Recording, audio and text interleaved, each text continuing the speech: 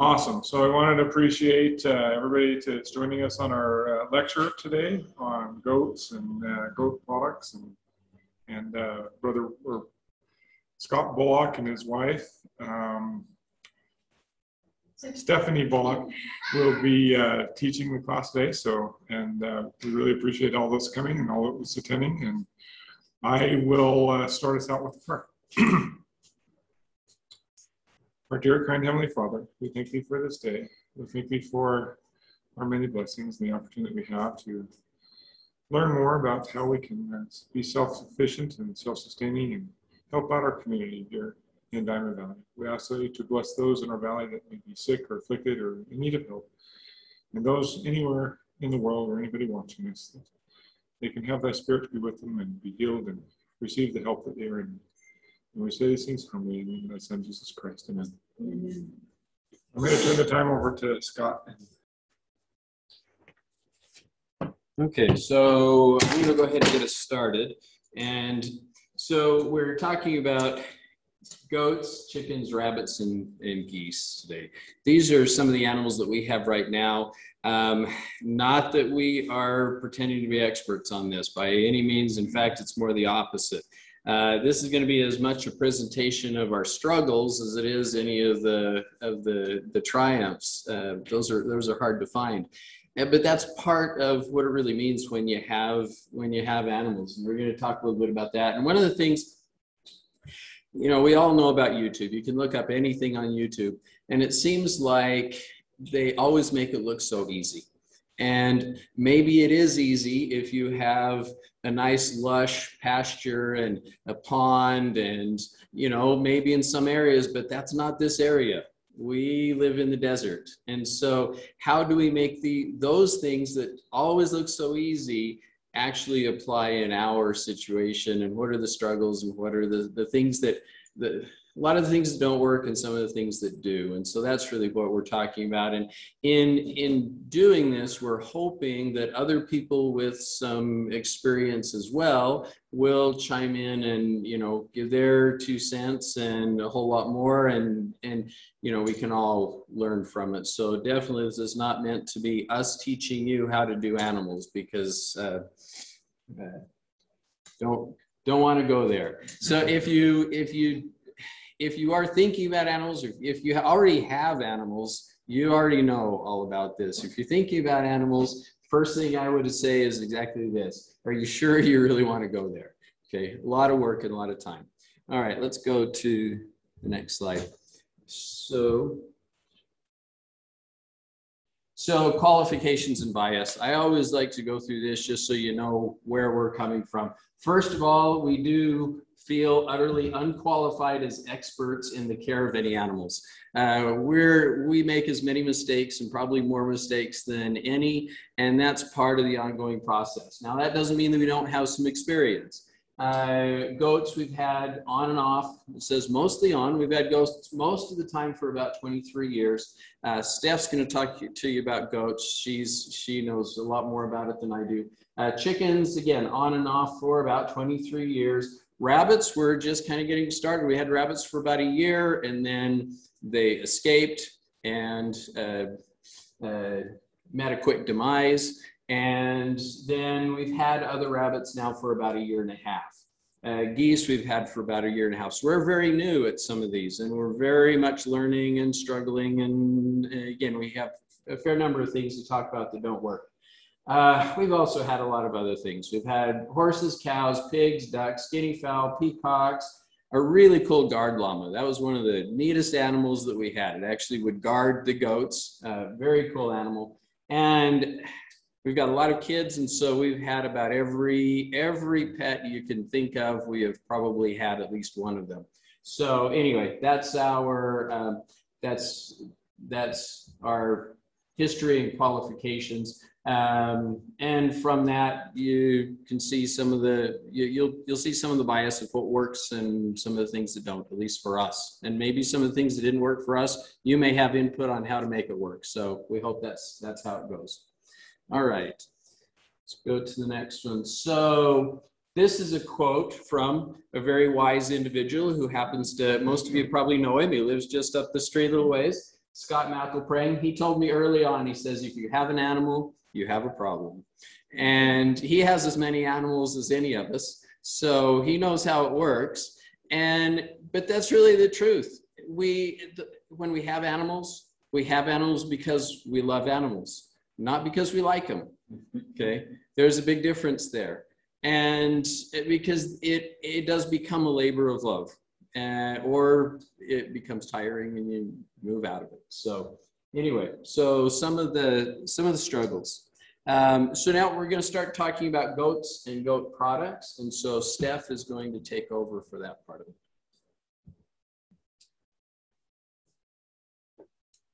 That's right. Okay. So there are a lot of different goats, and we chose Nubians. Nubians are your regular size goats. They're not small, they're just regular. And there's other goats that the dairies use, Tongenbergs. There are other goats that are full size that have more milk production. But we chose the Nubians because they have higher butterfat in their milk, which means if you have a higher butterfat in your milk, it is comparable to the milk that cows give you in the stores. So it doesn't taste different than cow's milk. It's sweet and it has the same consistency as cow's milk. So we chose the Nubian, which has a long pendulum ears, because we chose to have a goat that tastes more like cow's milk. And so, and also, the Meyers have smaller goat, and they can talk to you about that later, but that's the kind of goat I have. I have a Nubians. And I've tried other goats. We've tried the ones that don't have any ears. They're called the munches. And they are more aggressive, and they are more active. And so I decided to do away and just have the one kind of breed, which is my Nubians. So I've had Nubians probably now for 20 years. And that was just a decision I made. And so when we first got goats, I didn't know hardly anything about it. And I just got it from somebody that was coming through in the area and said that they were selling goats. And she says, maybe my goat that I'm buying, it was pregnant. She wasn't even sure. And so I wasn't sure about this because I was 8.5 months pregnant, and I had 6 children, and they were all very small. And I wasn't sure if I wanted to take on anything more. But as I pondered about this, prayed about it, I thought this will be good for the kids. They will learn how to have responsibility, and it will be good for all of us. And I wasn't sure exactly what that meant, but I felt like it was a good step for our family. So I went ahead and I made the risk of getting this goat. And of course, 2 weeks later, this goat had her babies. And it was, we called it Summer Surprise because it was a surprise to all of us. And this goat that we just barely bought had this tiny little baby. We were all just like thrilled because we were loving on this little baby, and it was so cute. And I just, we couldn't like feed the baby because we didn't really know how that baby would eat.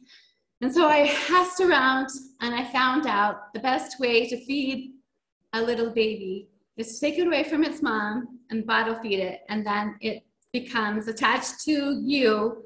You become its mom, and it becomes more, it's tamer. And so I went ahead and tried that, and it works really well. The baby followed me around. I was his mom, and everywhere I went, the baby went when I was outside. And it was a healthy little baby, and we just thought it was wonderful. But when it got older and we took away the milk, the cubes were too big, and that's what we were getting was cubes. And so we decided that we were going to hammer the cubes. So every day I was hammering the cubes. And then when I went, yeah, I was getting further and further along in my pregnancy, and I was hammering cubes when I was going into labor. And I was trying to feed the goats and get the kids, and I was in labor. And then I went to the hospital and had Janaea, and well, in 15 minutes. So I was so busy getting the farm animals done that I didn't spend too much time at the hospital. Anyway, so that is my first experience with goats. And as I've gotten along with it, I've made a lot of mistakes. Obviously, having two kinds of goats was a big mistake, because you have to have a male that goes with a female, and it has to be the same breed. That's just generally so you don't have a lot of mixed match breeds. You have to be a responsible breeder. And in order to be a responsible breeder, you have to have the same kind of goats. And so we had to kind of work through that problem. And then we had to work through the problem of trying to find a male every fall in order to breed. And the goats are 5 months pregnant. So they always come into their breeding season in around September. And so then you have them, and then so you can breed them September, October, November, December. And then, so in order to have the babies in the spring, you try to get to where you have an early kidding and a late kidding. So then you can have your milk for longer in the year, because you want to have milk coming in January, then you'd want to breed your goat in September as soon as possible. Then you'd want to wait until December, the last part of December, and that goat will come and have her kid in May. So then so you'll always have a year-long milk. Yes. Sorry, we're at that stage right now, but I'm just wondering, like, when do you dry up the goat before you get it pregnant, or like, is it dried up in the middle of pregnancy? Because if it's pregnant for 5 months, I've heard that you dried up 2 months, but I wasn't sure if that's 2 months before it got pregnant, so then no milk for 7 months, or is it 2 months before they give birth? Or what's your experience? My experience, what I've enjoyed doing is I take a break. And as soon as breeding season comes and I'm ready to breed them, I dry them up. But it's not the best way to do it. Joyce Reynolds has gotten after me. She's one of my goat friends. She says, just keep on milking them while they're pregnant. And they do just fine that way. So don't try to dry them up. Don't try to dry them up. Okay. Yeah. Just keep milking them. And they do just fine. They really do. But if you want to take a break, that would be a good time to take a break. Okay. It's after they start. They start being very fussy about getting on the milking stand because they want to be with a buck. And so and then when the buck is around them, he musks, and a goat musking, he has a horrible smell in the fall, and he shoots himself with his urine, and he makes these horrible sounds, and it's a goat, and the goat girls just love it, and they get their attention, and oh my goodness, he smells so good, and he has these horrible smells and sounds, and we go, ew. But they love it, and they just kind of hang around him, and they don't want to come get milked, so they're kind of funny that way. Anyway, they're adorable, but we love them for that. So anyways, that's how I got started, and that's the kind of goats I have. So if you want to just switch the screen. So the other problem and thing that you need to consider is fencing and shelter. a goat can't just be out in the weather. They get pneumonia really easy, and so they have to have some place to have shelter. So even a lot of people will just have just a plain, like just a simple overhang, or some people will have dog shelters that can be covered. So something that they can get out of the weather. Also, the fencing has been kind of a problem for us because our terrain in our backyard where the goats are is uneven. And so in order to put the fences up, you have to move the fences up and over the terrain. And so it always causes some gap or some weakness of our fencing. And so we're still trying to work out that problem. During breeding season especially, where the goats are pushing one way or the other, either to get in with the male or the male trying to get in with the females, or we get a lot of, we're actually getting a lot of problems with that, because sometimes the females will escape into where the male is, or the male will escape into where the females are, unless you have really good solid fencing. And so you have to be able to, at the very beginning, understand you have to have fencing. You have to have an area where the females are, and you have to have an area where the males are, and you have to have a fenced-in area where the babies are.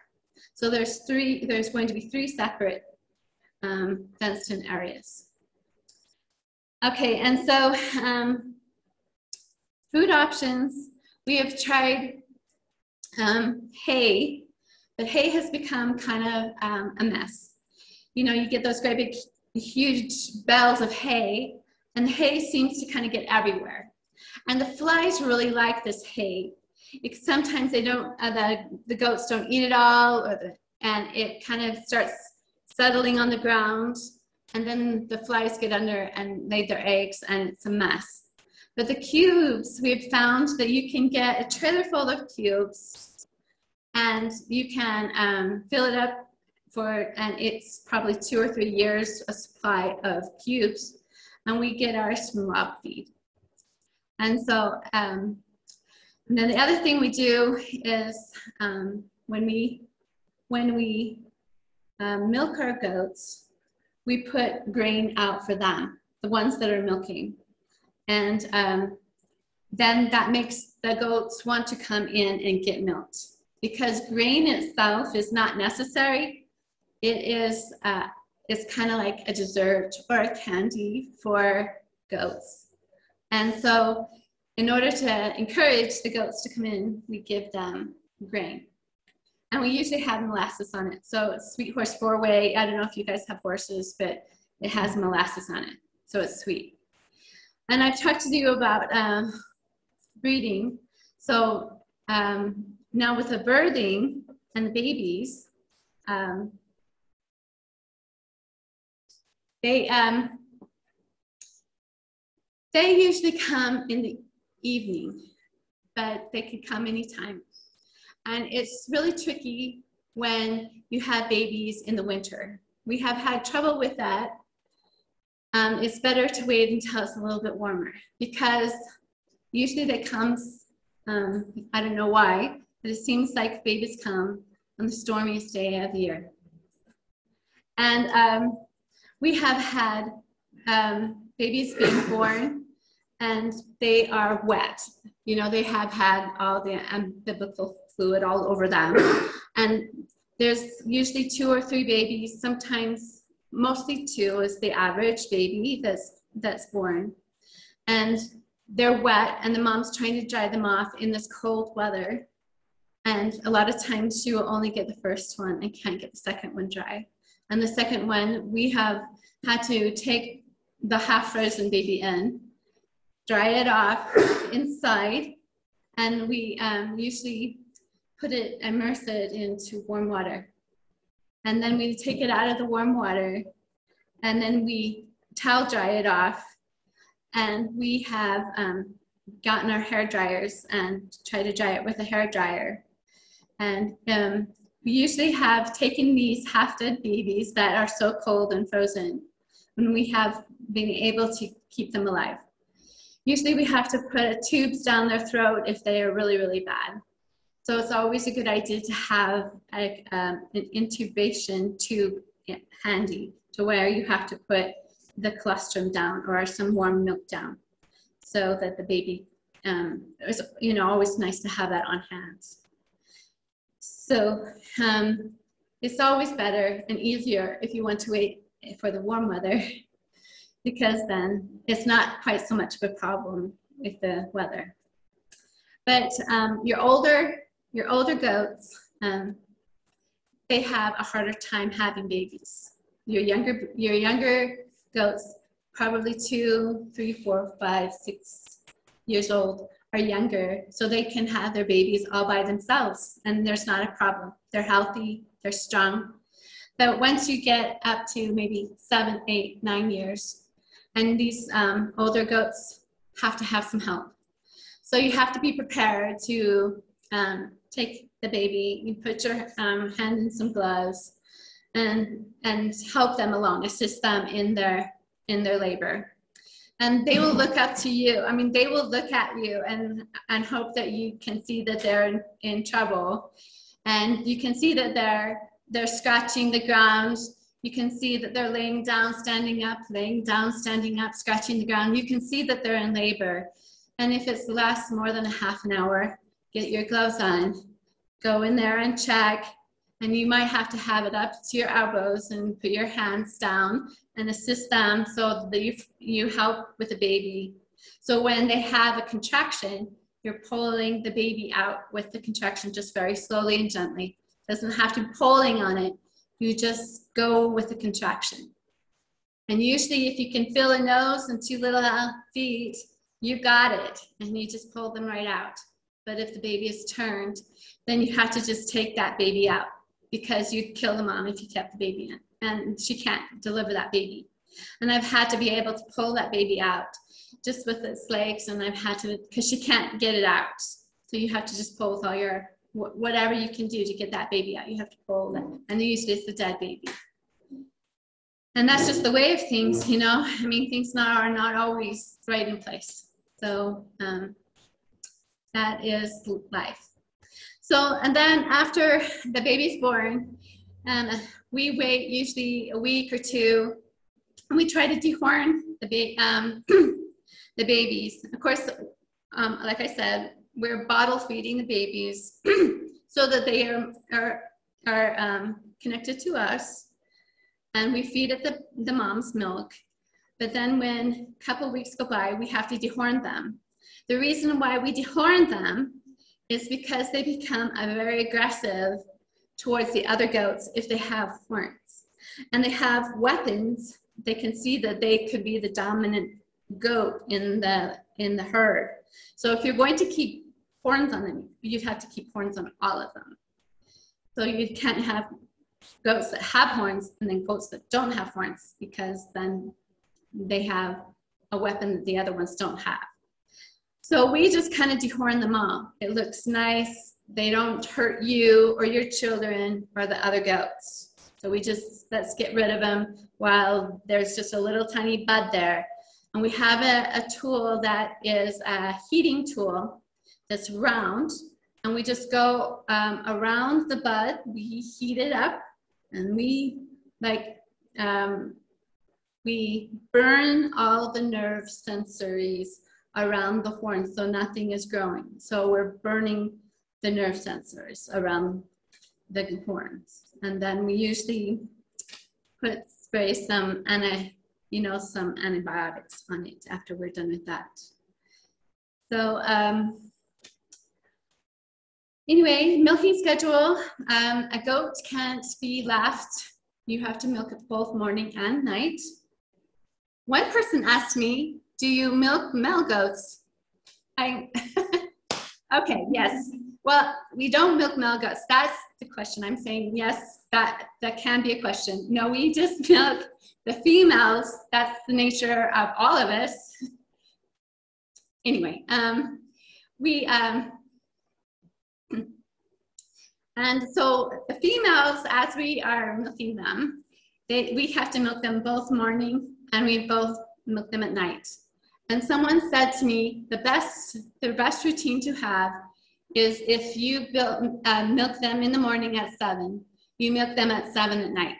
So it's an exact 12-hour schedule. But for most of us, we do what we can.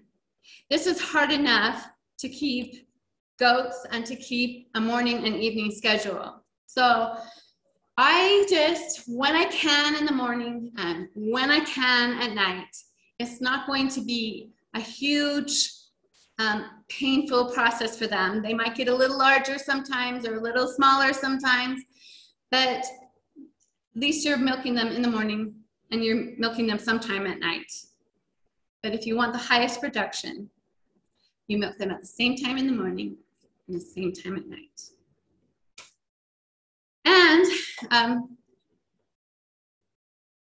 And we have had children milking. All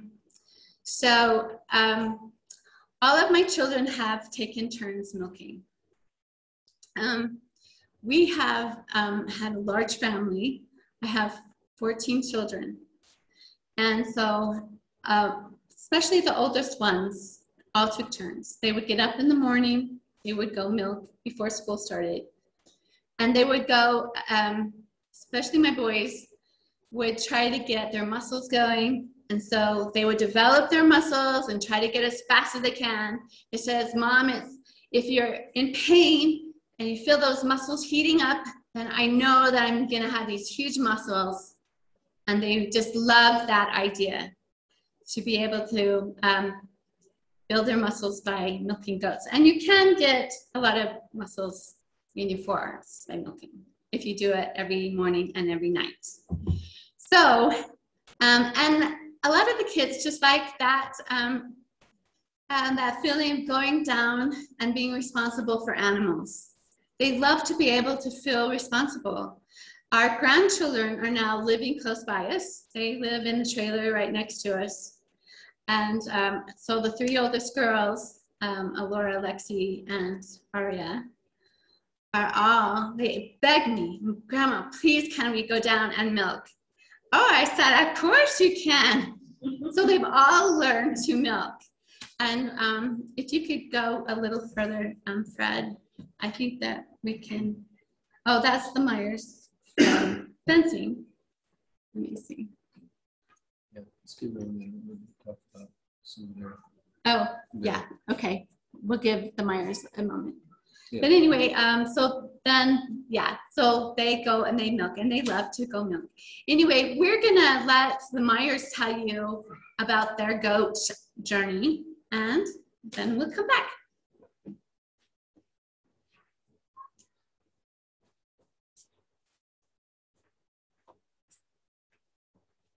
So we got started with goats because of brother and sister Bulloch.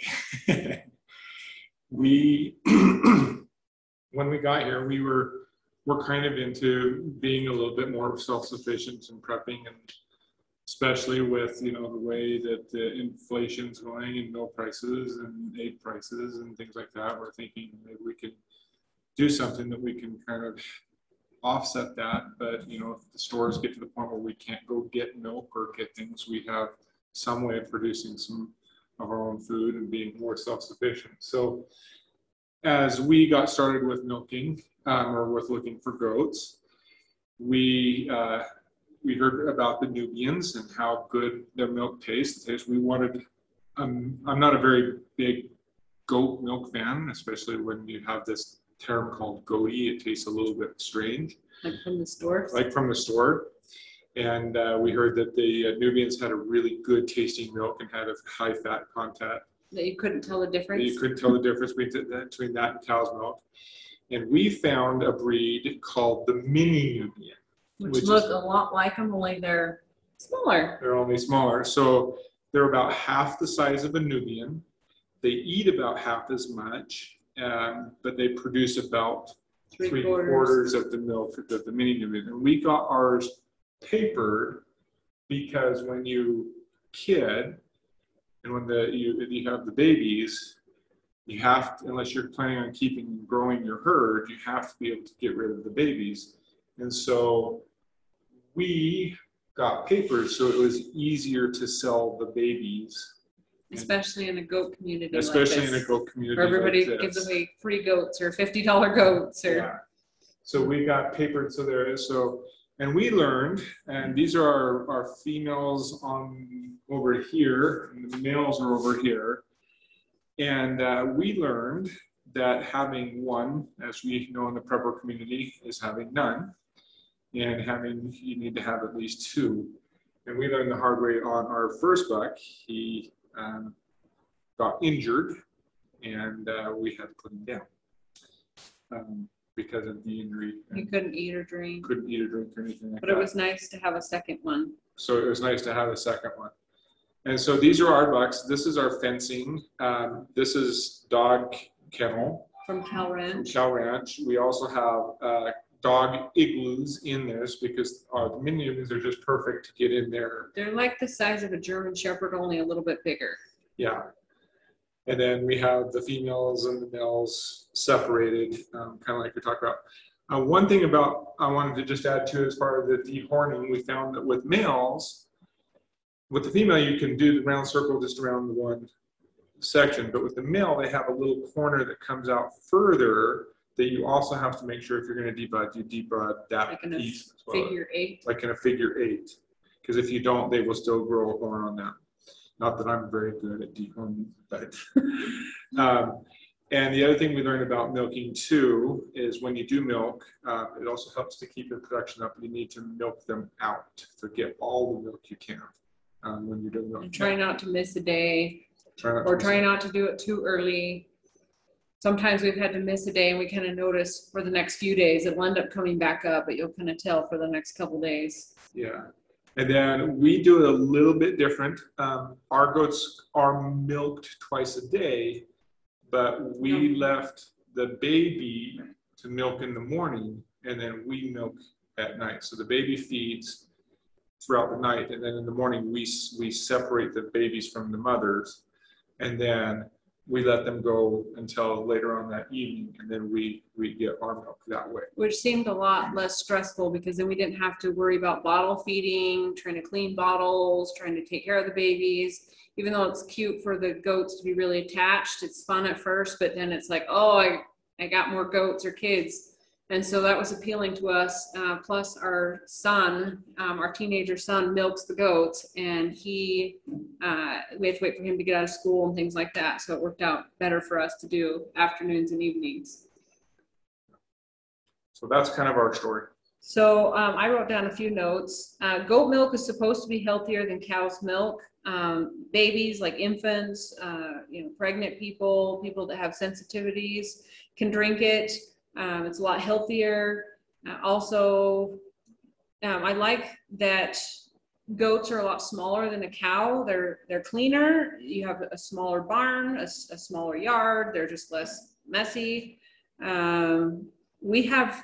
Right now we have 2 milking does, and they are herd animals, and so you do need at least 2. And we only milk once a day, which is the minimum. And we have a family of 6, and we still have lots of extra milk in the fridge. And so there's plenty of milk for 2 does. You don't have to have a bunch of goats. You can make yogurt, cheese, butter, ice cream. I've heard you can make goat soap. A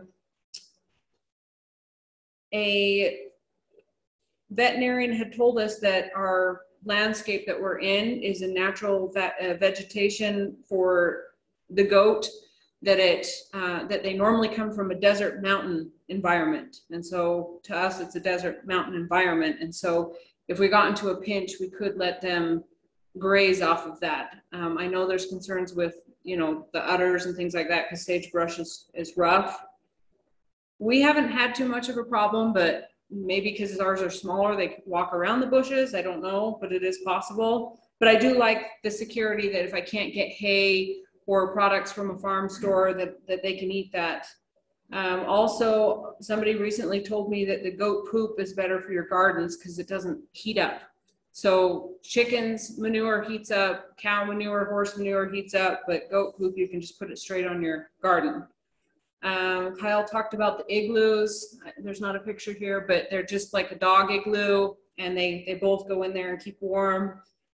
And so you don't need much, you know, we basically have this fencing, which is a really sturdy steel fencing, and then we just put shade cloth around, and it keeps out the sun, and then they just go into their igloos. I think with if they wanna be with warmer. our area, the biggest threat is predators. Right.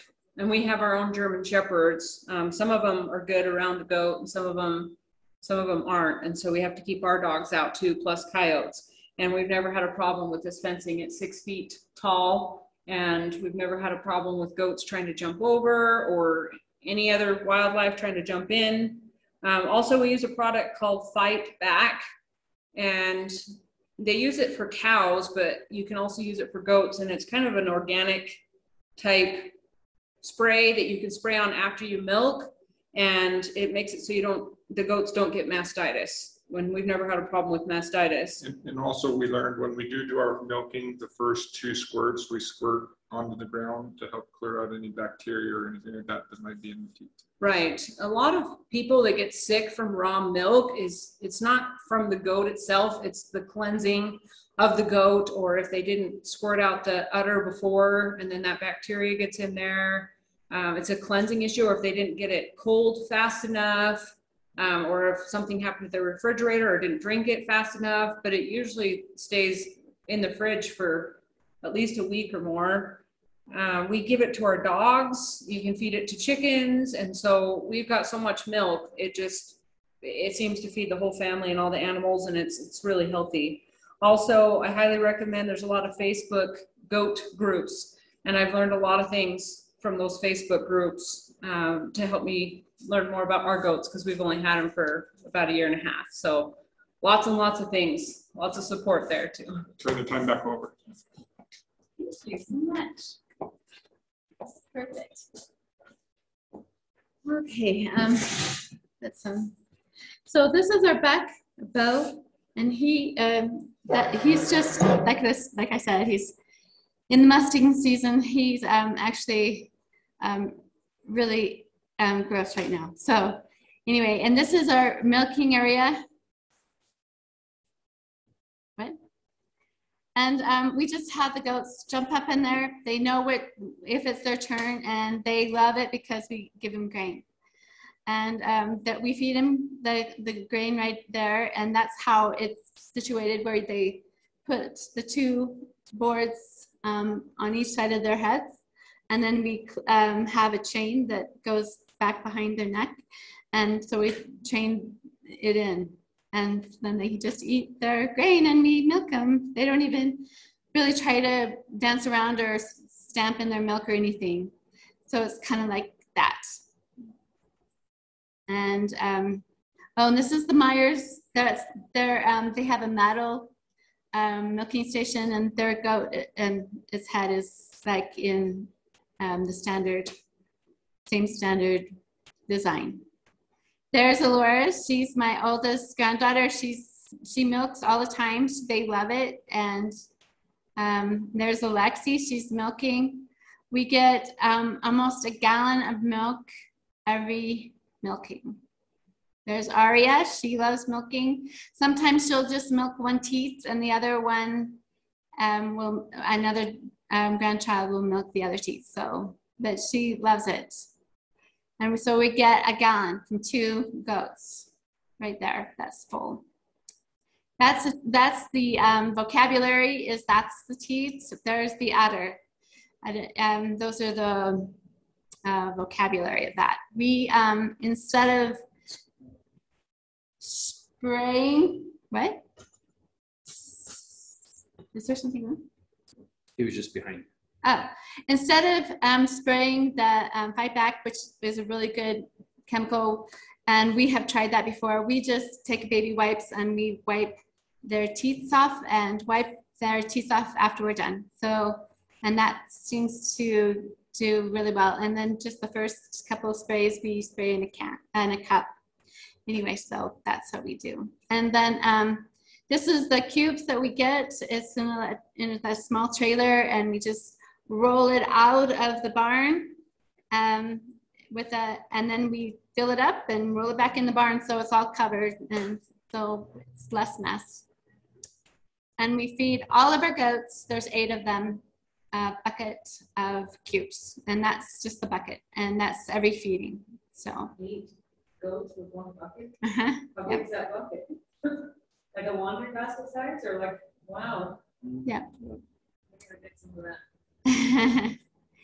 And there they are. They're all, we just have a little feeder right there, and they all come running and they eat the cubes, and they just eat together. All of those are all of my females. The male, of course, is looking in on them, like what, wants to be with them. And I filter all the milks and I put it in a glass jar because the glass jars are easy to sanitize.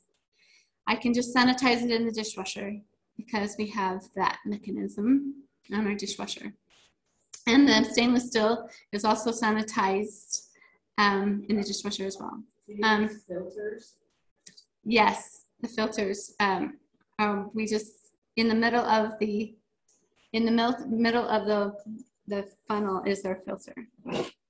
Filters right inside there. We just Yeah. usually put a cheesecloth on the top of our jar and then milk through the cheesecloth, and we found we don't really need a filter, but we used to filter it after, but we found the cheesecloth seems to be keeping 99% of it out. Oh, wow.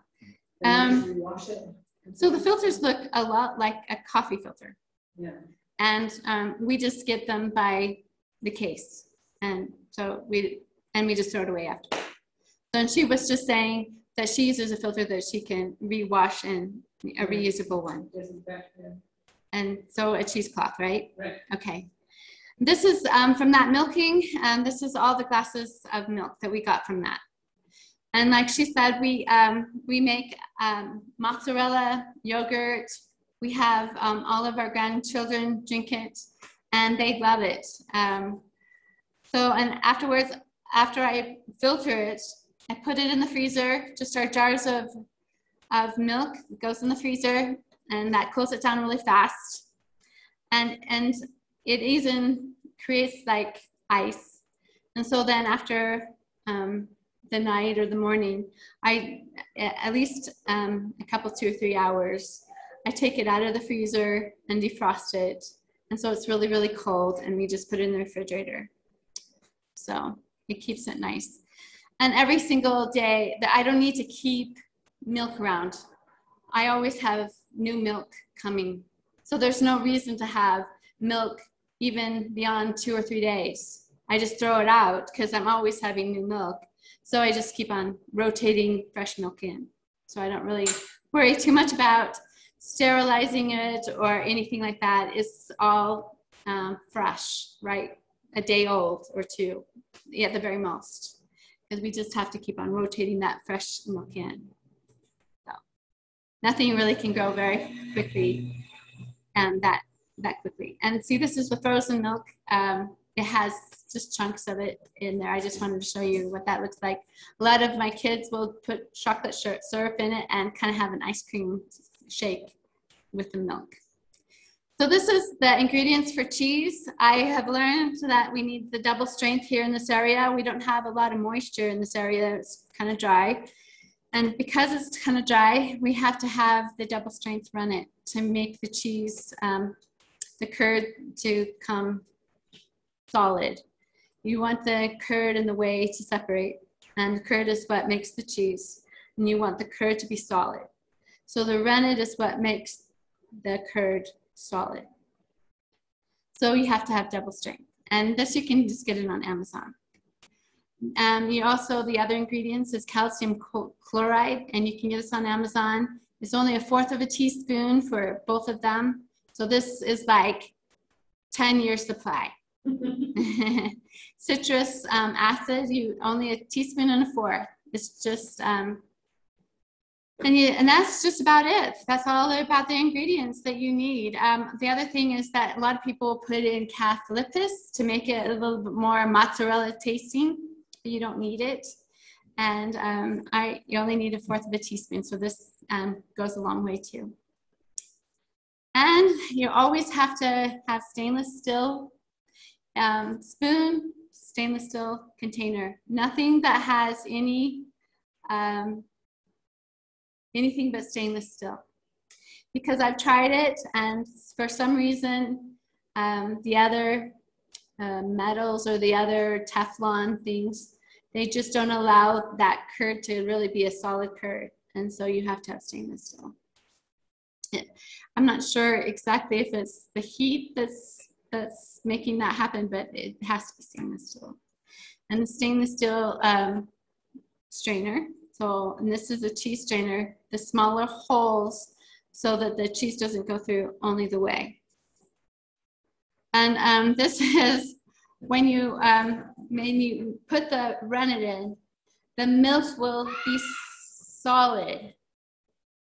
And so when you press down on this way, on the curd, it will have an indentation of your finger in it. It will be solid enough that you will not go through. It will be like a gel. It will be solid. And then you cut it in cubes about an inch thick. And you just take a knife and you just take it and you make cubes. And so then you see that the curd is that solid and the whey is coming up. And so it's really easy. You just and it's kind of fun because it's kind of a different sort of thing that you don't really see very often. And then as the heat and you stir this curd, of course, you see that it has shrinks and solidifies even more. And that's what you want. You want the curd to shrink and become more solid. So then when the whey is poured off, then you have a really nice solid curd. Always have sanitizers and milkstone remover for all of your buckets, even anything that the milk touches. When you're doing cheese, or if you're doing just milking, or if you're doing the funnels, always sanitize and clean and get those milkstones out. This is the kind of sanitizer remover I have used. And it just comes in a case from Amazon. And this is just like once a week, I will fill my bucket and pour this milkstone remover in it and just let it sit there until I'm ready to milk again. So then it removes all the milkstones. Okay, did you want to go over the pros and cons? Sure. Okay, so I guess just winding things up as far as the goats. Pros and cons. Excellent source of milk, cheese, meat. We've eaten several of our goats, and it's actually very good. One of the instances that we ate one of our goats kind of has to do with the rough on fencing. We had a couple of La Manchas, and one of them in particular was a jumper, and we had a regular chain link gate, and the 4-foot gate. And first of all, they learned with their noses, it took them hardly any time at all to learn how to open that. And so I took a wire and kind of curved it and all that. So you had to play with it to get it in there. And sure enough, they'd sit there and play with it and play with it and play with it until they'd get that out, and they'd open it and go off into the garden.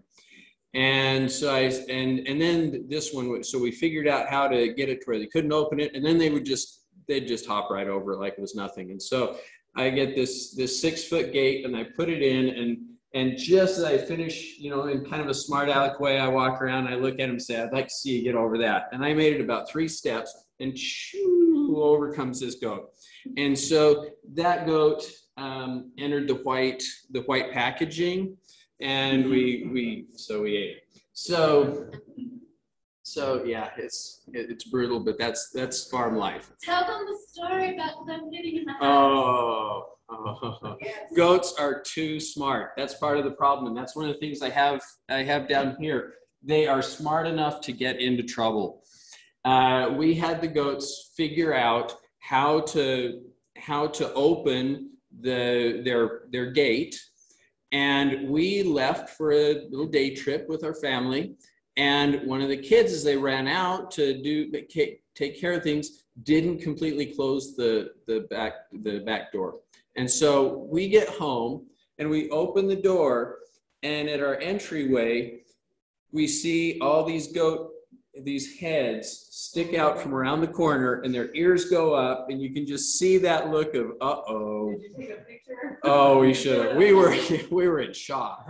And those goats, we could tell exactly where those goats had been, and they had been everywhere. On every piece of furniture, up on the counters. They left their mark everywhere throughout the house. It was and as soon as we walk in, boom, they just ran for the back door and went and hid in there. They knew exactly what they had been up to. Oh, so they are very smart, which is really nice when you want them to be trained so that they get up on the milk stand and things. I think the most that we've milked at one time was about 5 or 6. And we would take the food out and give it to them, and 4 goats would run to the food, and always the same. The lead goat would jump in on the stand, and then as soon as she's finished, the other one's watching. As soon as she goes out, the next one runs in, and so they know their order, they know what to do. They're very intelligent animals. So anyway, excellent source of milk, cheese, meat, yogurt, all of that. Very, very good. And we did bring some goat milk for those of you who are willing to try it. I've taken it before when we had to take breakfast on the scout camp, and that became, ooh, try it, ooh, but it's from a goat. Where does milk come from? Have you seen a cow? I mean, cows are much dirtier than goats, but really, you generally can't tell the difference. For people that are lactose intolerant, it's wonderful. They're very personable. If we have purchased some goats that were not socialized with people. They were left on the lawns all the time. They weren't separated, and it is like trying to catch a deer. And you have to go through a whole training process to get them to where they will get anywhere close to you. They won't get up on the stand. You have to literally chase them down, drag them over, lift them up, strap their legs. I mean, it's terrible. And so you do have to train them, but they're intelligent enough where it's pretty easy. Safe for kids. The kid steps on the goat steps on their foot or whatever. It's not really going to hurt them. Cows, it's a different story.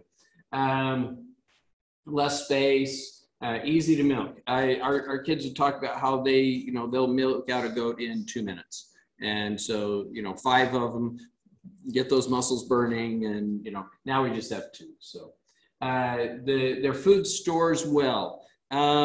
I know there's a lot of controversy on do you want to use cubes or not. We have had one goat in our entire history that we think choked on a cube. We're not sure, but the goat was dead. So there is some risk of that. The babies, once they start to eat, we do give them hay. Hay is so messy and difficult to deal with, and the cubes is super easy. Maybe that's just taking the easy way out, but that's what we do most of the time. We do have both when we need it, but it's easy to store the cubes. Again, relatively clean.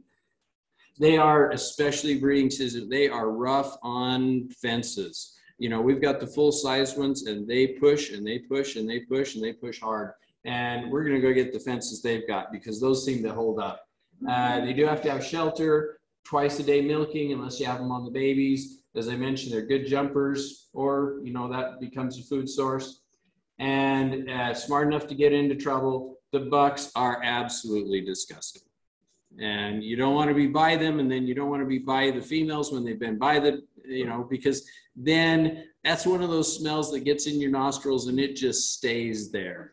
And so anyway, all right, let's go on to the next.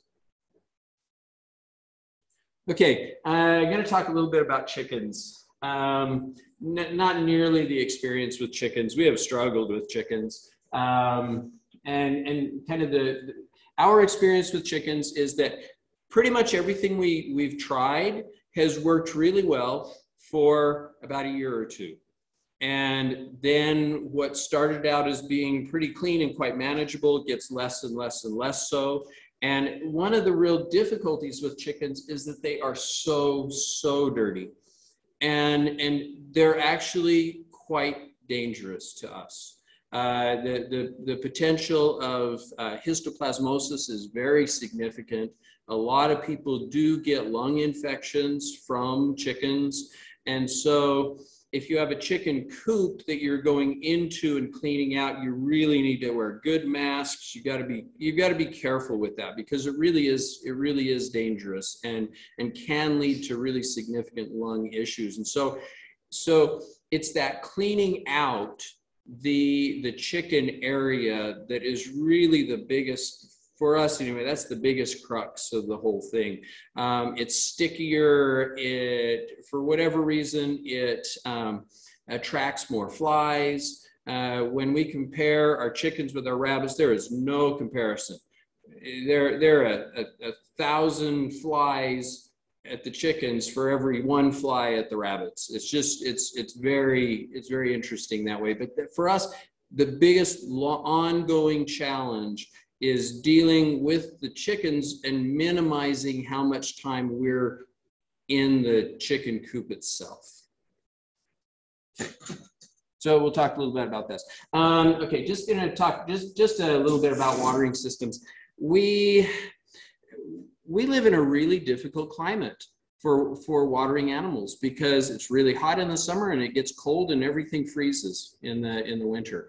And so, you know, we go out and you break the ice on the top of the water, and you know, pipes freeze. We've tried doing all the PVC pipes and everything. The thing that's worked the best for us is a passive water system. This is for the goats and for the chickens and for the rabbits and for the geese. So this is just kind of a makeshift manifold where this is a splitter. It can go up or it can go down. And so in the winter, we turn the water off and I open this valve, and rather than going to a hose, it just drains it out. So that drains the system and allows air into the system here so that this can drain back into the ground the way that it's supposed to.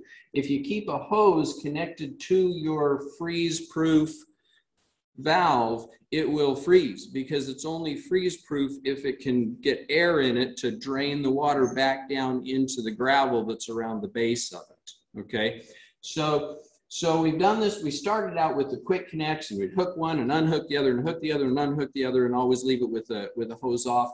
With doing this, we can leave it all together. I don't have to take anything apart, but so by opening the downspout, so I turn this, during the summer, this goes to a hose, so we can use it.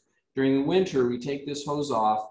When I turn the water off, then I open this and it can drain out and allows air into the system to drain the system down. So just with turning a switch, it drains it all out and it can't freeze. Then when I want to fill everything, then I shut this one, open this one. So now it goes up to my manifold. I can fill the front goat water. I can fill the middle goat water. Now this one will freeze the way it's hanging down, so I'll have to fix that before winter. This one goes to the geese, goes up over the top of our barn and then down into open PVC pipe that goes to each watering station. So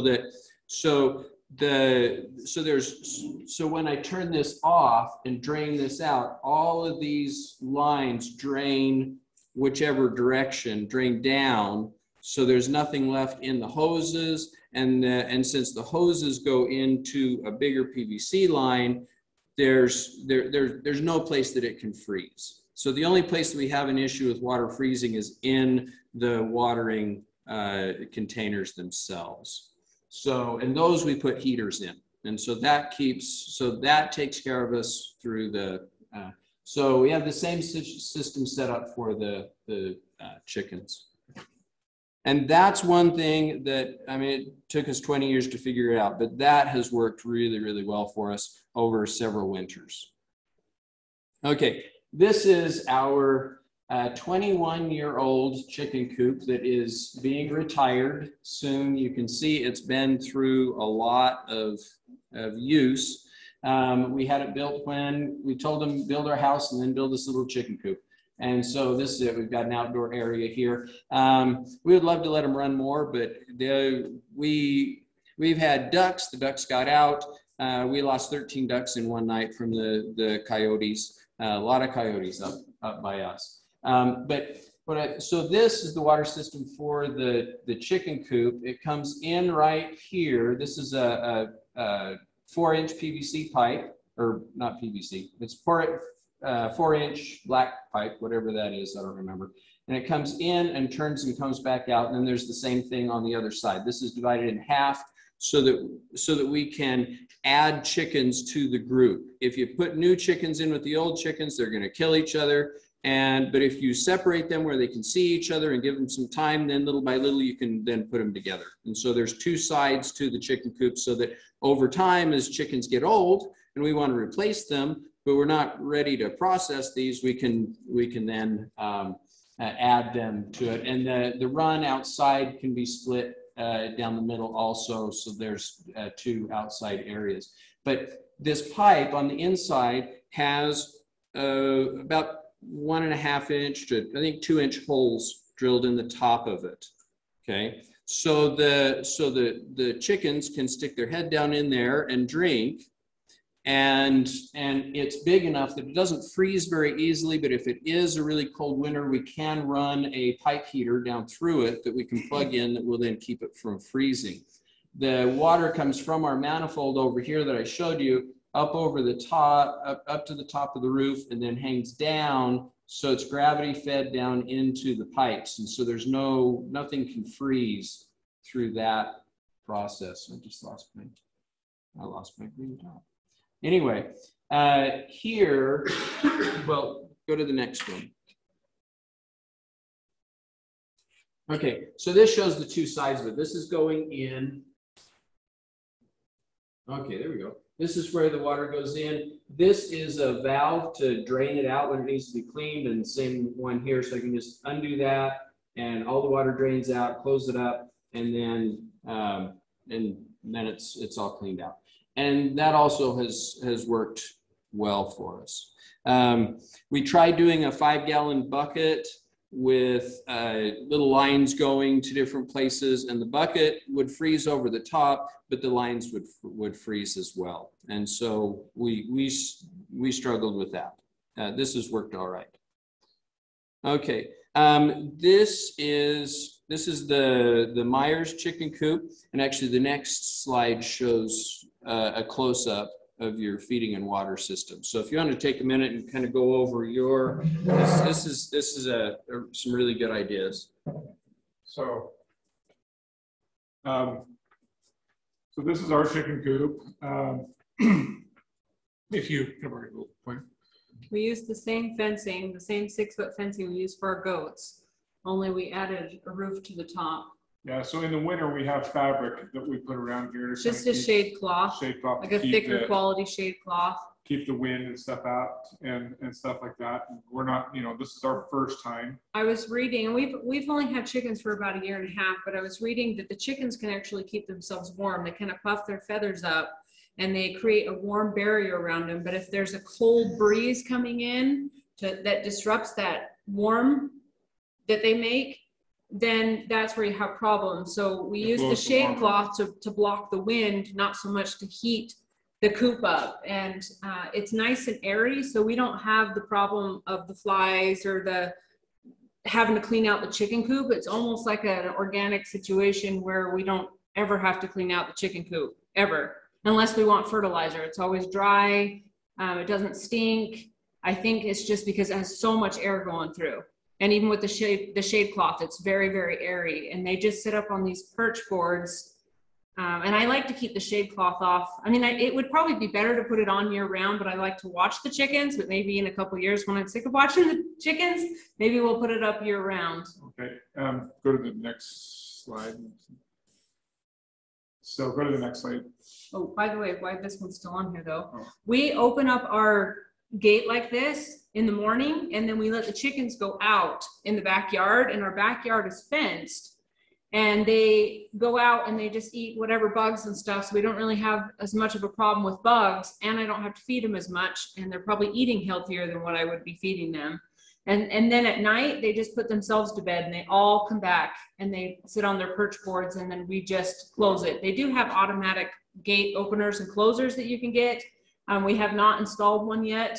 It's just part of our routine when we milk our goats. But it's really easy. We've never lost a chicken to any coyotes. Now, we haven't had them as long as these guys have, but we do have that backyard fencing around, which probably makes a difference. And we let our German Shepherds roam at night too, so that kind of helps keep the coyotes and stuff down. So this is our feeder, and this is a 30 gallon garbage tank. We've drilled holes in, and they have these little feeders. And it's kind of a pipe that goes into the feeder and then comes down. So we fill this up to here with grain About once a month, and then it kind of slides as the chickens stick their heads in there and take grain out. It keeps it so there's not a lot of grain out here. Yeah, they don't waste as much. And it just keeps self-feeding for maybe a month or 2 or 3 before we have to refill it again. And we did the same with our water. There's little nipples that you can buy. We've got these little nipples down here. We'll post a link on the website. The chickens, what they do is it keeps the water from evaporating out too much, stuff like that, so they can click, they kind of peck at the little metal nipple, and it gives them water, and then they drink that. Last year during the winter, this seemed to work out fine. We didn't have any problems with freezing. I mean, it might have froze at the top on a really, really cold, but it seems to thaw and then not really ever freeze solid. And then we don't have any pipes or anything coming out, and so we don't have to worry about the pipes freezing. So this seems to do the job for winter and summer. And we do have a backup. We have one of those plug-in horse heater to which we've never had to use. If we had to, we could throw it in there to kind of keep it from freezing. But we're not sure. We're kind of, hoping. And it's in the chicken coop. And so when the shade cloth's up and you've got 20 chickens in there, they generate heat too. And then you've got the heat from the sun. So it really doesn't ever freeze solid with that much volume. Yeah. Now you can actually see your shadow there. And I leave my water on the south side. And so it may freeze the tiniest bit overnight, but by the time the sun's been up 2 or 3 hours, it's completely thawed. Right. Yep. This is on the south side. Yeah, the south side's good. Now, this is kind of an ingenious contraption. Do you have more? Do you want me to explain that? Yeah, go ahead. Okay. Do you have any more pictures of it? Okay, go back one screen. So this is what we found this online. It's called a best nest box. And the red attracts the chickens. It's got a little place where they can jump up and they go in and lay their eggs. And on the inside, it's underneath, it's got a little bit of place that they can walk, that they don't hurt their feet on, but it lets anything fall through it. And then the eggs is kind of on a slant. And so when they lay the egg, it rolls away from them. Before they get to touch it or peck at it or poop on it or anything like that. And on the back of this, he doesn't have a picture, but on the back, once a day, there's a little, it goes through the fence. We're not in here. But you just open up the back, and all of the eggs are just sitting there ready for us to collect, and we just scoop them up nice and clean, and we take them right inside the house. And the chickens love. They don't lay in their coop. They won't lay anywhere else but in here. Sometimes they will lay outside of this. They're not usually in the coop, but like if they can get across the fence and they see hay, then they'll lay in there. You'll get once in a while that, but 99% of the time they will lay in this red to coop. What is it called? The best nest box. Yes, it's really nice. We'll put a link for that too on the website. Thank you. And I just got some of those. I'm gonna try them.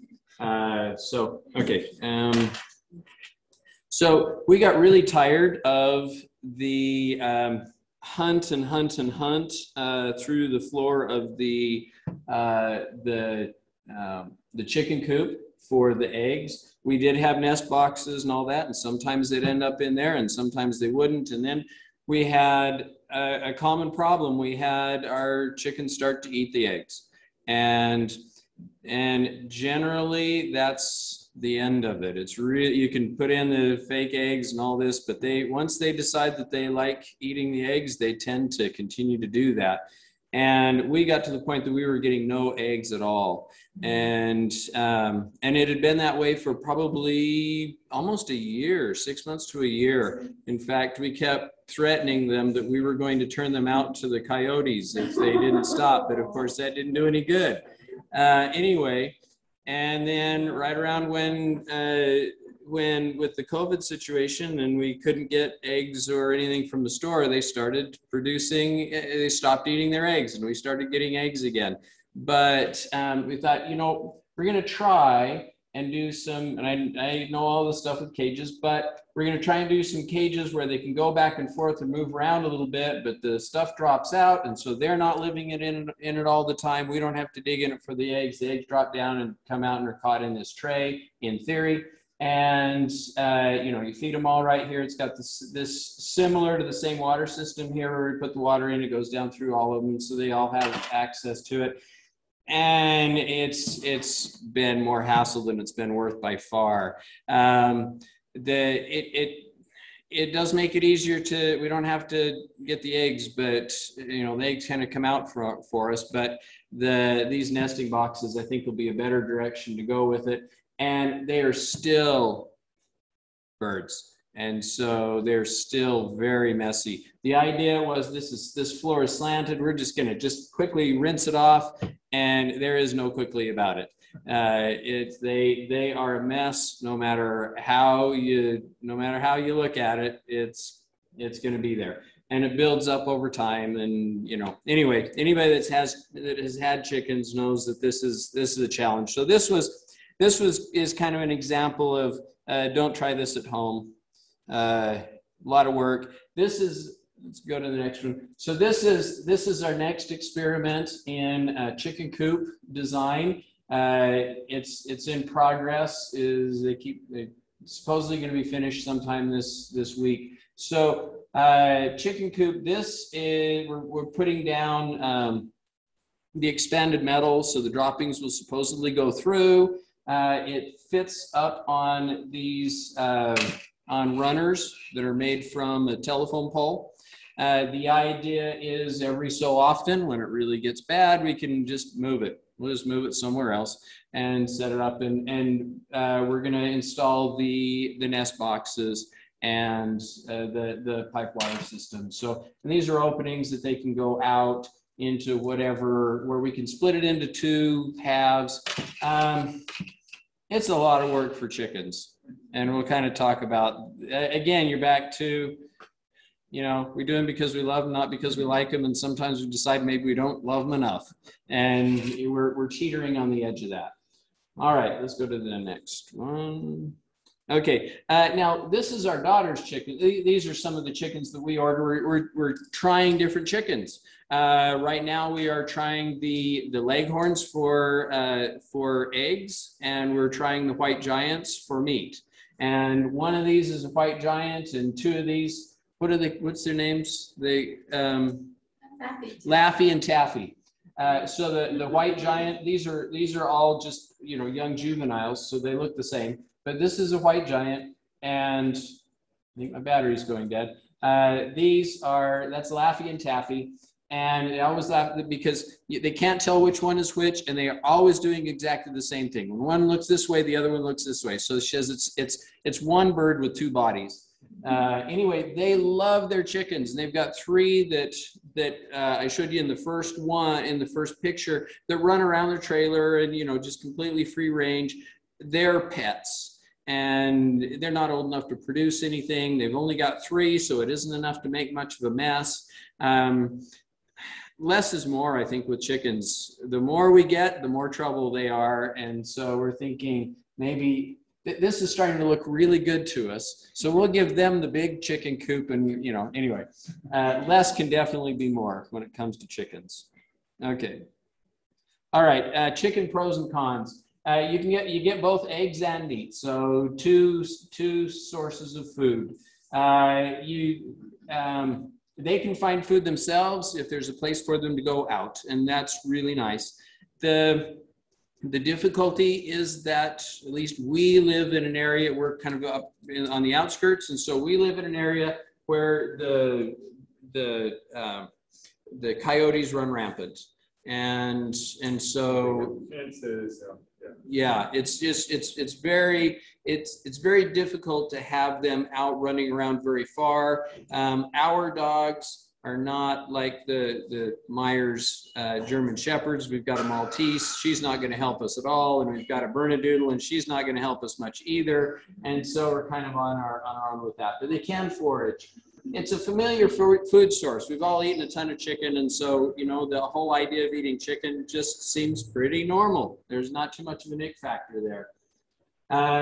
They can reproduce on their own. That's you know, sometimes that works, sometimes it doesn't. It depends on the chickens, and, you know, we haven't had a lot of success with that. Chickens are fairly heat tolerant. That's a big deal around here. They're heat tolerant and they're cold tolerant. And so, you know, if they have some basic shelter, they're going to do well.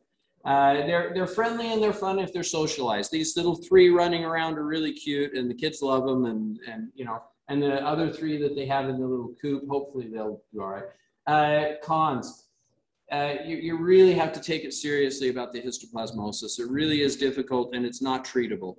So once you have it, you have it. You can't really get rid of it, and it can lead to some really significant breathing disabilities. Our lungs are fairly important, and spending a lot of time in a chicken coop is a fairly good way to cause some real trouble.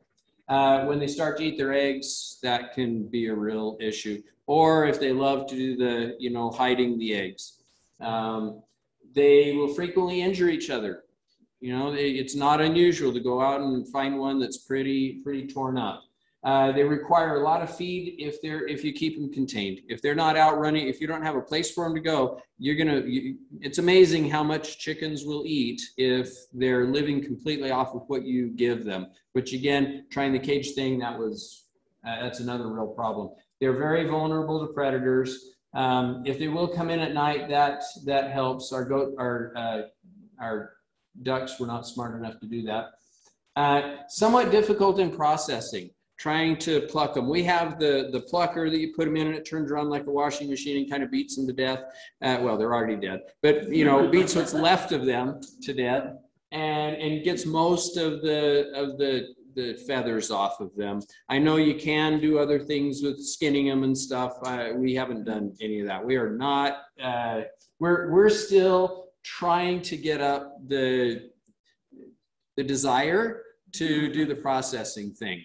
We're thinking giving them away sounds a lot better. Anyway, so they're difficult to process. Even if you go on YouTube, you can see it. It is a process. You can make it work, but it is a lot of work to process a chicken.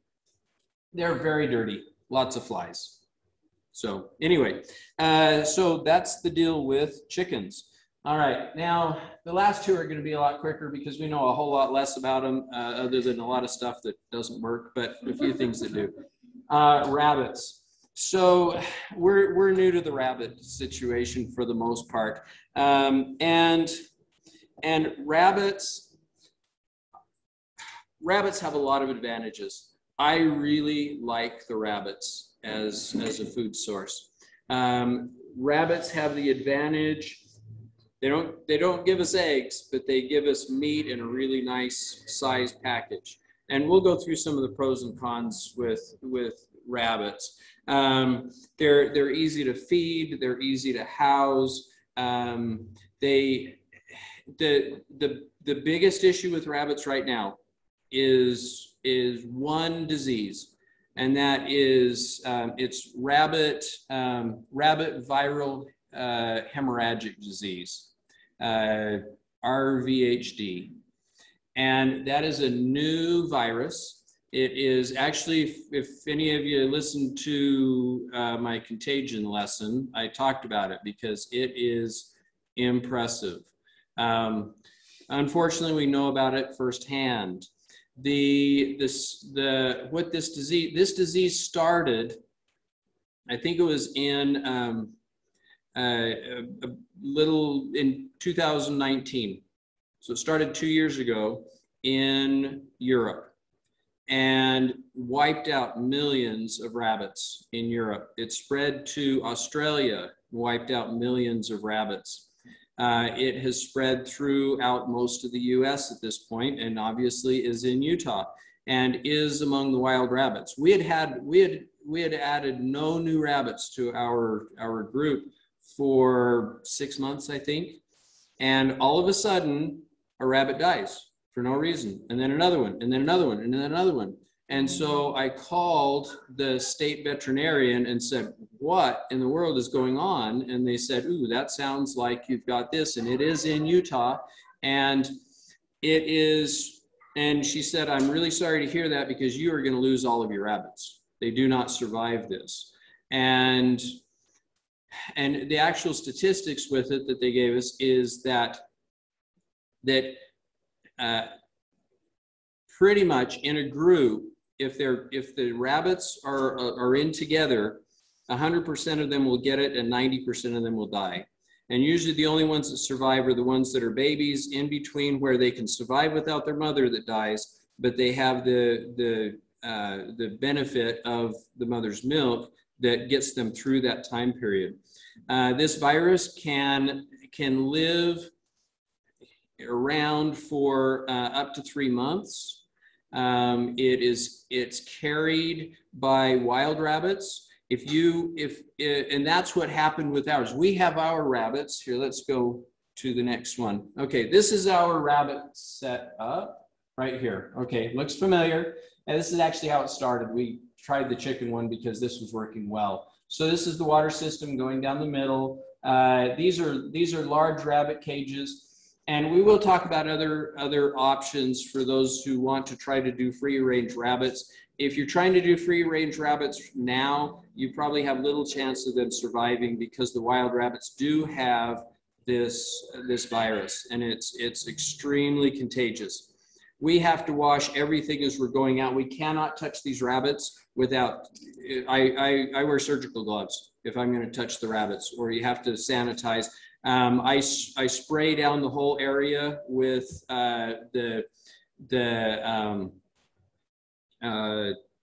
not sodium hypochlorite, but basically it's the HOCl, which is the same thing that a pool chlorinator makes, but you can make it concentrated. So it's like cleaning with bleach, but it's a little safer. Anyway, so we have a sprayer that we spray everything down with that. And we had about 12 rabbits and we had 3 left, 1 buck and 2 does. And that's all that had survived. And that's when we took a rabbit up to Spanish Fork, and they tested it and they said, yep, this is what you've got. And since we knew what it was, and we separated all of them and made sure that our doors were closed. The problem is 2 things happened. First of all, we thought, well, the weather's getting nice, and so we can open our doors and let some air go through the barn, and that'll be nice for them. And also we heard about a talk of how rabbits do so much better if you pay attention to them. You go and pet them, and so we started taking them out and we'd pet them, and that we did that a little bit anyway. I mean, the rabbits are really, they're really neat animals. And what we didn't know is that wild rabbits were coming in because there's food in there, and they're getting into it, and they're leaving their stuff around, and we then are picking things up off it. We get it on our hands, and then we want to pet the rabbit, and we were the ones that were transmitting it through. The only reason, and we get the information that we got from the vet, the only reason that any of our rabbits survived is because our cages are suspended from the roof. And so there's no contact with the floor at all. And so we're able to clean underneath it. And as a result, we haven't lost any of our rabbits. Now, and we've had several babies. And so I think now we're up to about 15. Rabbits reproduce like rabbits. You get a bunch of them. They, as far as many sources, and this is controversial, but many sources feel that, and I would agree, that that rabbits are the most efficient food source that we have available as far as the amount of food that they're going to eat, the space that they take, and the amount of food, the amount of meat that they produce. So we'll go through some of the specifics with the rabbits.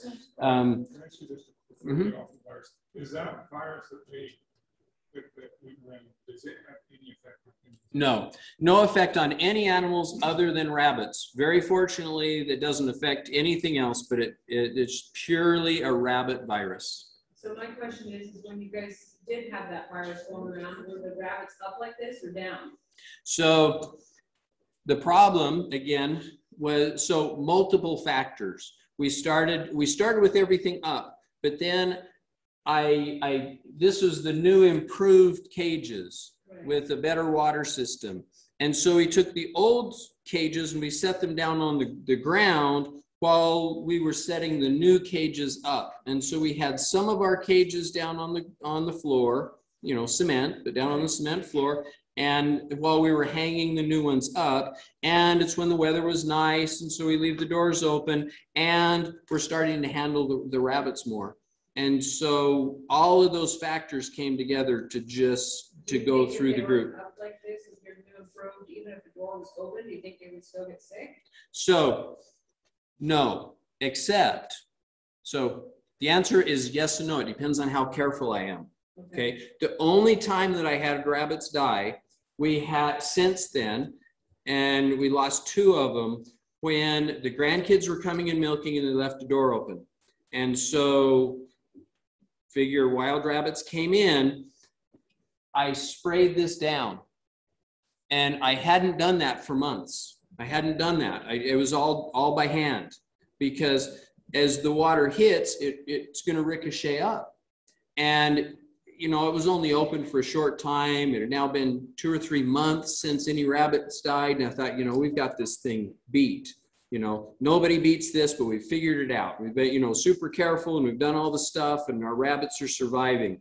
And so I carefully sprayed it off because it's a lot faster than trying to do it by hand.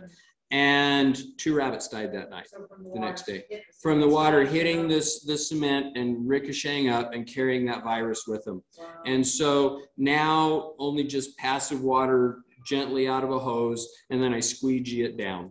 But cleaning up after these rabbits is so easy compared. I can do this once a week easily, hardly takes any time at all. The chickens, if you do not just scrub the heck out of that every single day, it backs up, it's sticky, it's like moving tar. It's just extremely difficult. The rabbits, little round pellets, they just roll right down. So very easy to maintain. There are other options for those that just say, oh God, I just can't stand to keep the rabbits in a cage. First of all, in our situation now, your rabbits are probably not going to survive if they're not suspended. If they're, if there's any access to outside rabbits, they're not likely going to survive. So let's see, go to the next one. So there are several different systems for making little burrows for them. These are some bigger ones. Some of them use the 5 gallons, and you bury the 5-gallon lid with all except for the top that you can unscrew, and you have another pipe, or a lot of times they'll use the black drain pipe that'll kind of go down to it, and so the rabbits can go in there, and they have their own, a little hutch. The reason you want to do that is because if they get used to digging, they dig, and they will dig their way out of, no, it doesn't matter what you put them in for the most part. They're going to figure out a way how to get out of there. And the problem is you've got to make sure that their drainage is not an issue. Otherwise, you're going to drown all your rabbits. And that's a common issue. And so, you know, it's difficult. The other thing you've got to be careful with is that rabbits that can touch the ground have a high potential for parasites. And since we're going to be eating these, we really don't want them to have those parasites. And pretty much the only reliable way to not get that is you have them up off the ground. You don't necessarily I have them suspended from chains. You can have legs, but again, if you have legs, you've got to make sure that that's clean, that, you know, everything's got to be washed off. So anyway, so that's the biggest drawback with the rabbits is the disease at this point. Okay, let's go to the next one. Okay, so pros and cons. So next slide. All right, rabbit pros and cons. Easy food storage. We feed it, so we feed the rabbits the little rabbit pellets, but they love the cubes. They love to just chew on those. It's, you know, they're a little bigger, they're a little harder. They can really work their teeth, which is good for them. And they can get by on cubes if we have to. And so they can live on the same food source that the goats can live off of, that we can get enough in one trailer load to last us 2 to 3 years. And so it just makes it easy to have a reliable food source for them if IFA or something is not available. And that's a huge deal. Can I ask what the price is for what you pay for? I think, let's see, the last time I went, I think I got, it's like 6 or 8 tons, and it was about $800. So, I mean, you know, it's not cheap, but you figure, okay, that's going to feed our animals for, you know, 3 years. It is not messy. The problem with the baled hay, and you know, I'm sure it's better for them and that, but the thing is with the baled hay, everything is so, it just gets everywhere because they don't eat all of it. They just eat the fun part, both the rabbits and the you know, of course, baled hay, we give them a little bit of that if we have it, but the pellets are really, you know, the rabbit pellets are great if you can store enough of that. That's the issue if you're looking at long-term storage. Foraging is great if you have an area for them to forage, but again, then you're going to run into the virus issue. So, so very efficient meat source. The amount of meat that you get on these rabbits is quite impressive. We've eaten our smaller ones, and I was amazed. I was amazed at how much meat you get on a rabbit. It's a small package, so you don't have to worry about having a refrigerator. You go out and you process one rabbit, and that's enough to feed your family. If you're, I think we processed several, and we had a bunny barbecue, and we put, I know it sounds terrible, but we, you know, so we marinated it different ways, and it was really good. It's really good tasting meat. At least what we've had has been nice and tender. It's easy to cook. It cuts up into pieces just like chicken would. In fact, it cuts up much easier than chicken does. It's very slick.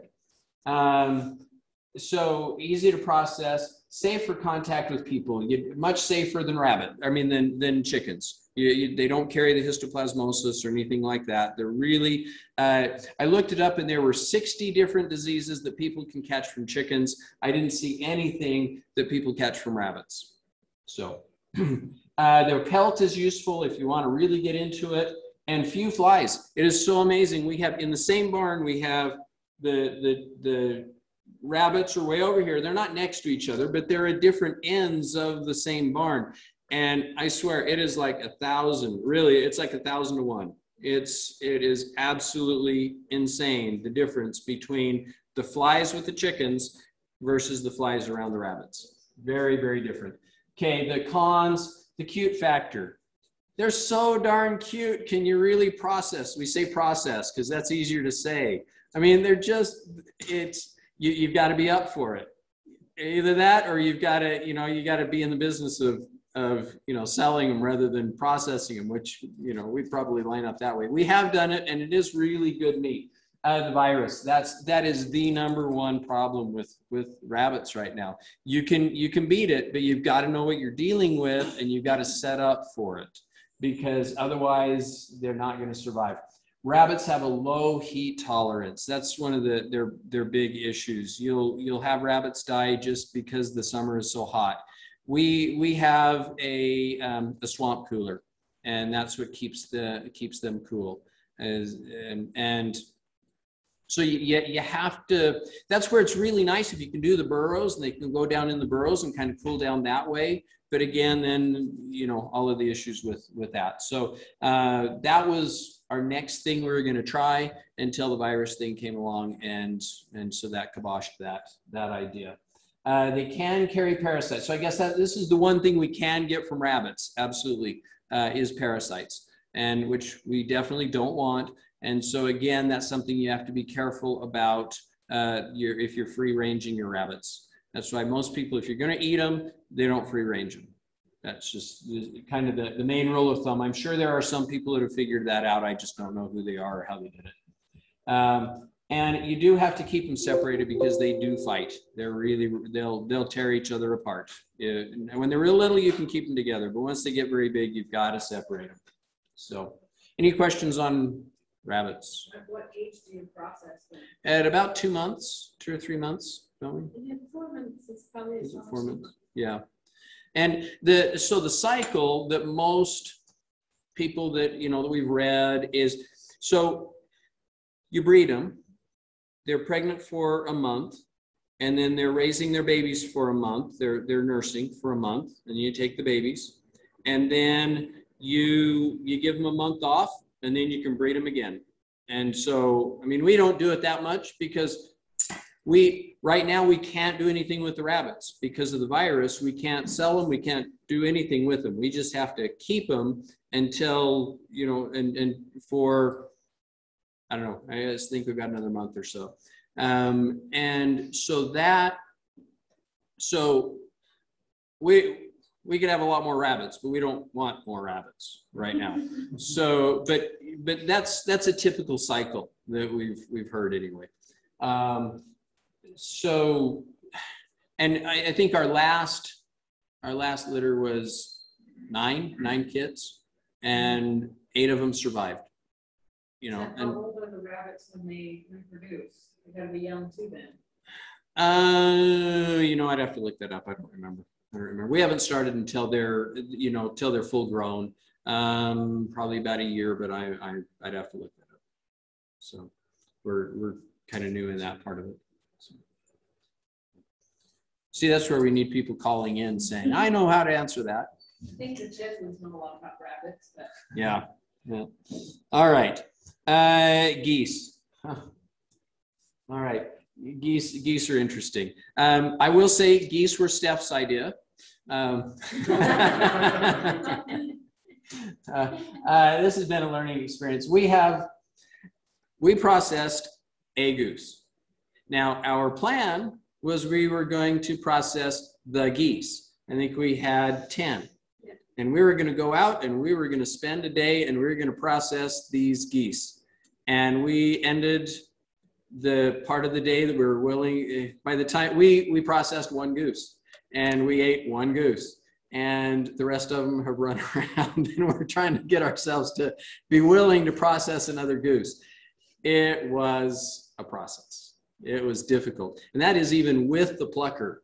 We stick this big goose in this plucker, and it sounds like if you try and stick a sleeping bag in a washing machine, boom, boom, boom, boom, boom, boom, boom. And it's just jumping all over the place. And we're thinking this thing's going to fall apart. And it took off probably 90% of the feathers. And it also just kind of demolished this bird. And then we still had to pluck the other 10% of those feathers. And those things were on there like, it took us all dang day to get that 1 goose done. 2 keys to plucking. My dad did tons of chickens when I was a kid. Soup very quickly while it's still warm, and a complete boiling bath. Drop it in, pull it back out, pluck as much as your fingers will tolerate, and drop it in again. As long as it's hot, they pull pretty quickly, but once it cools down, they're cast iron. And that's probably the mistake we made, because we put it in, we dipped it down in, did all of that, brought it up to the right temperature, stuck it in the plucker, it, you know, did its thing, and that removed 90% of them. And we should have then taken it and stuck it back in the water again, and then plucked the rest of them off by hand, or maybe stick it back in the plucker or something. But we just tried to do the rest of them by hand, and it was a disaster. So note to self, next time we do it, stick them back in the water. Anyway, so we now have 9 geese. Actually, we now have 10, because we tried to raise some, and we tried the incubators, and we tried to leave some with the moms, and they sat on them really nicely, but only a few, I think only a couple of them survived. The predators, the hawks are coming in them. Yeah. So geese have been a real challenge. Go to the next one. So we were trying 3 different kinds of geese. We've got the buffs, and we've got the Toulouse, which we like the Toulouse the best, and these are the Africans. And the buffs and the Toulouse are a little bit bigger, but they require a lot of water, and we live in the desert. And they're great for eating weeds, but that means, I mean, you put them in any place, they're going to clear out the weeds really quickly, and so that means we've got to go pick the weeds in order to feed them, and so that's a bit of an issue as well. And the men will breed only in water. So when you have a swimming pool full of water, that is when the breeding happens. He will stand in the water, and the females, when they are ready, will come into the water with them. That's cool. So, yeah. So we have yet to figure out the secret of how. Anyway, geese have been difficult for us. The geese taste wonderful. It tastes like, instead of tasting like a bird, it tastes like filet mignon steak. It's a very juicy, very steak-like meat. Yeah. So yeah, go to the next one. So pros and cons. The biggest advantage to geese is that they taste good. Now I will say that, so as a student and a resident, we had an ongoing joke, and that was that if a professor has seen something once, then that means that is, so if they say, in my vast experience, that means that they've done it once. If they say time and time again, that means they've done it twice, and time again, they've done it 3 times. And so in our vast experience, the geese taste really good. So it was really, really excellent meat. They do produce big eggs. They're good to eat. Really hard shells, but it's seasonal. They're not like chickens that they're producing. Well, chickens don't really produce all year long either, but the chickens produce most of the year. The geese really only produce mostly in the spring, don't they? They're starting to in the fall. In the fall. Okay, so it's very seasonal. They can reproduce on their own, but we have not had a lot of, they sat on a lot of eggs. But I think we probably counted, they had 2 different nests that they were sitting on, and they were probably sitting on about 20 eggs. And I think we had 5 that survived, and then 2 that survived the predators after surviving birth. So we did not have a lot of success with this reproducing. It is great that they will eat weeds. And they'll eat almost any weed that you put in front of them, even the ones that you think, oh, that's so nasty, they're not going to eat it. They do. They'll down just about anything. And so incentive, this was our incentive to weed the garden. We had to go weed the garden so we could get weeds to then take to the geese. And so our garden never looked quite so good as it did when we were trying to get the food to feed the geese. Cons, large water requirements. If they're not out where you're feeding them weeds and stuff, they eat a lot of grain. You go through a lot of feed for just a few eggs and 1 meal. I mean, that goose, it's a good sized meal for a good sized family. You know, might do you a few days, but it's a lot of work to raise and feed and care for and process that goose. They can be aggressive. Ours aren't. They all run away from us, and they difficult to process. Probably easier if we should have talked to Fred before. They are very noisy. I had one of our neighbors, and by neighbors I mean like over the hill and down through the wash and up over on the other side.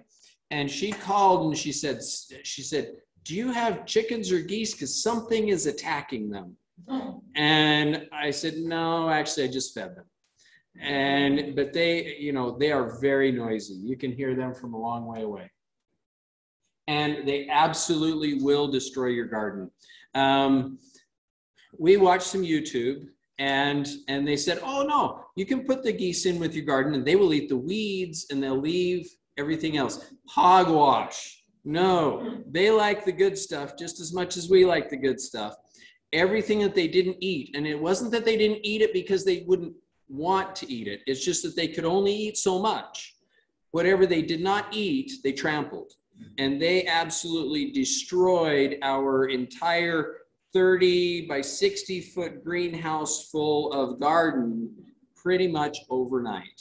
They are destruction pros when it comes to destroying a garden. So don't buy the YouTube idea that they will weed your garden but not eat your vegetables, because they will either eat them or trample them and they'll be gone very quickly. So don't try that at home either.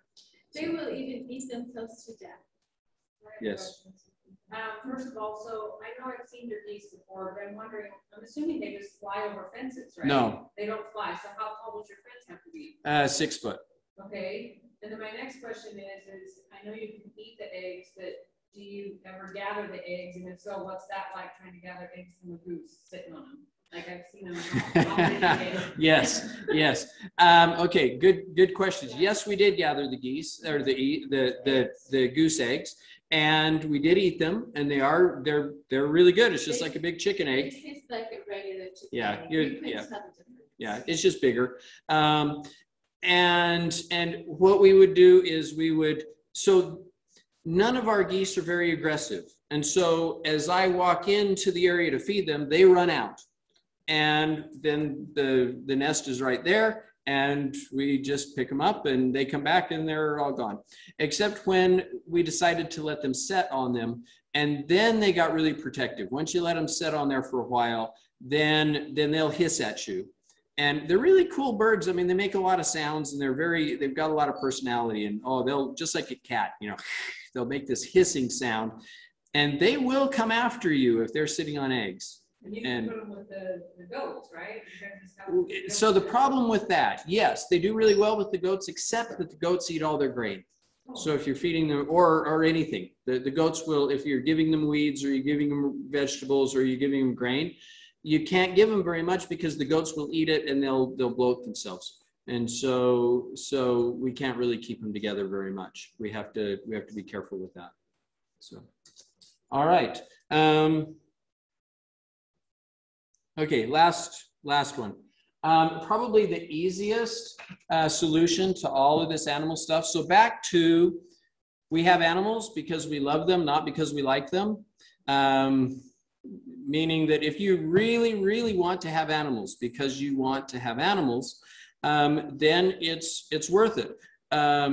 Otherwise, it is the most expensive meat, milk, cheese, eggs, whatever that you are ever going to have. And as far as a preparation situation, that's all great and fresh is wonderful. The other option is put a whole bunch of it in a freeze dryer and store it and give the animals to the neighbor, and so it's back to really, there are other ways to have food and store food. Having fresh is wonderful, but it's a lot of work, and it's a lot of money and a lot of doing things over. If the number of different types of fencing, the number of different types of housing, the number of different types of shelter and all that over the years has added up. We've spent an awful lot of money on these animals. But I have a wife that loves animals, and so we We live with it. And I really like the rabbits. And so she's turned those over to me. That's our presentation. Any questions? Freeze dry goat's milk? I've heard that it tastes just like fresh when it's made again. As we've heard, we have yet to get this hooked up because it's supposed to happen Friday. We did bring some fresh goat's milk that has been frozen, and we did bring some cheese. So if anybody wants to try it, it's here and ready to try. And just a note on guineas, since we've had guineas for the last 3 years, and yesterday we found that they finally hatched a few eggs, which we don't need more guineas. Anyway, they are the only bird we found that will eat squash bugs. So we've had good production with no squash bugs. And the other thing is guineas are loud like geese. Yeah, they're watchdogs. They're definitely a pain when it comes to the loudness, and they will fly over some pretty tall fences. I've got 8-foot deer fence around our entire yard, and if they get scared, they will fly over, and then they're so stupid they can't fly back over again. They have to be helped back to their own yard again. They'll walk the fence for hours. I forgot to go back out this afternoon. I've got one that's been over the wrong side yesterday, and again I saw him there today. Right? Yeah. They do not eat the garden. They will tromp a little bit, so you want to get the garden up to normal full height before you turn them in. But as soon as we see the first squash bug, we open the gates, and they'll keep the squash bugs and the tomato hornworms and everything else completely cleared out of the garden. We got about 200 pounds of peaches off our 2 5-year-old peach trees this year. Not a single bug in those peaches because there's too many guineas for the space, so they're eating every bug that they can get their beak around. Yeah, we've had guineas before, and they were good. They were fun they're fun to watch. And they're wild. They won't let you close. But yeah. Okay. All right. Any other questions or comments or anything? So, all right. Well, if you want to try some milk, come on up, and we will let you try some milk. Thank you very much. Well, thank you for your help.